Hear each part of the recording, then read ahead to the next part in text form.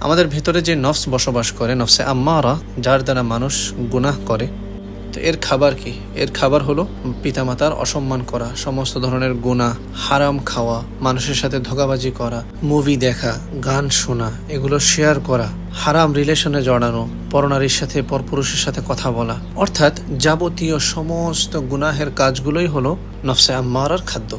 আরেকটা হলো খাওয়া দাওয়া করা। আর যে নফসে মুতমাইন্না আছে, এর খাবার কি? এর খাদ্য কি?